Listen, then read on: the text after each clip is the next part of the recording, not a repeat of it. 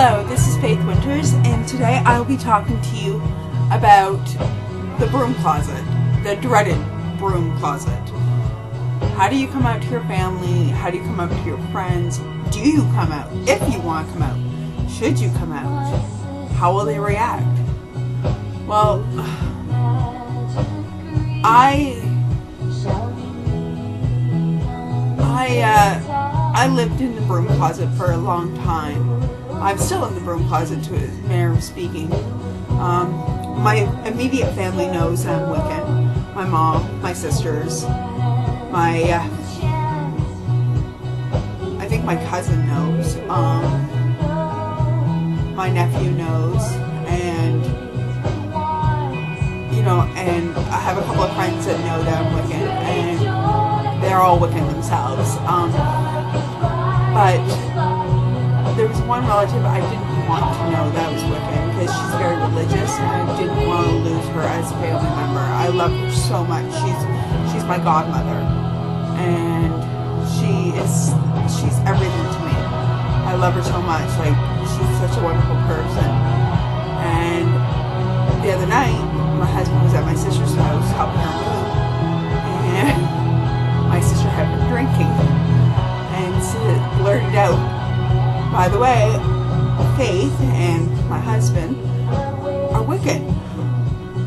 My husband's sitting at the table. I wasn't there. My husband was sitting at the table. He says, "I was just dropped."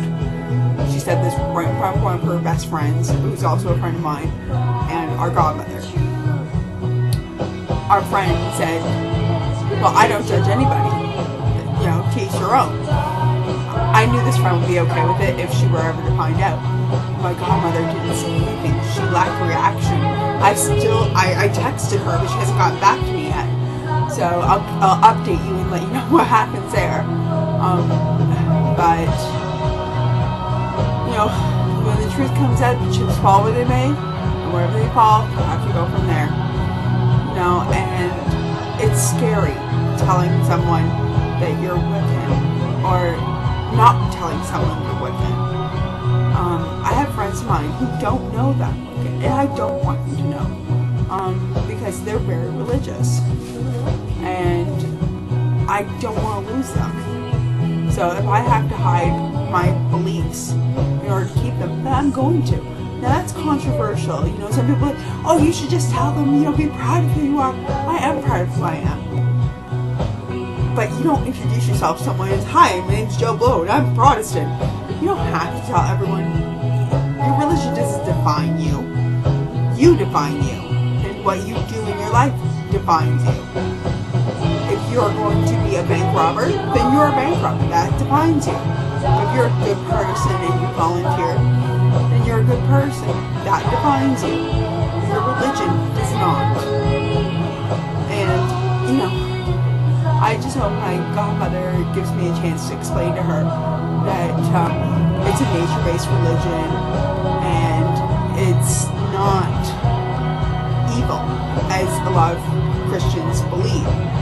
And unfortunately, that's a stereotype we're going to have to live with, and we're going to have to try and educate if the person wants to be educated. So it's going to be hard, and my music's about to start again, by the way. But it's not scary, but don't be ashamed of who you are. And if telling people who you are, like what your religion is, if that makes you feel better, then do it. It's going to be scary. It's going to be hard. But if that's what you need to do, then do it.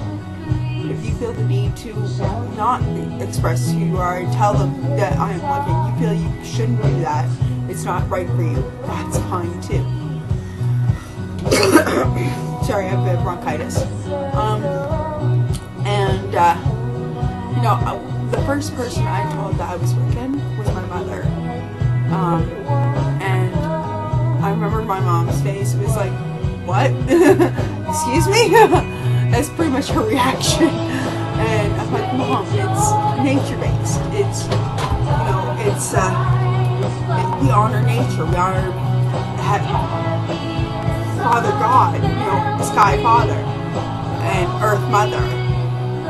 And she goes, oh, so it's native-like. I said, yes, exactly, very much native. And I'm native, so. But, yeah, that was interesting. Telling my mom. And my mom's awesome. She's amazing. I call her Saint Mom.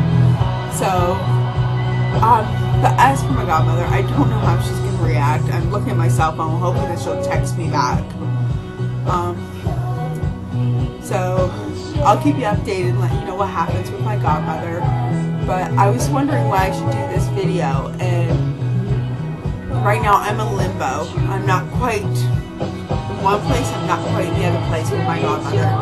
So, you know, I thought I'd express myself and let you know that you're not alone. If, you know, there's going to be that awkward moment where, you know, basically I texted her and said, I'm sorry, I didn't tell you I was wicked. I didn't know how to.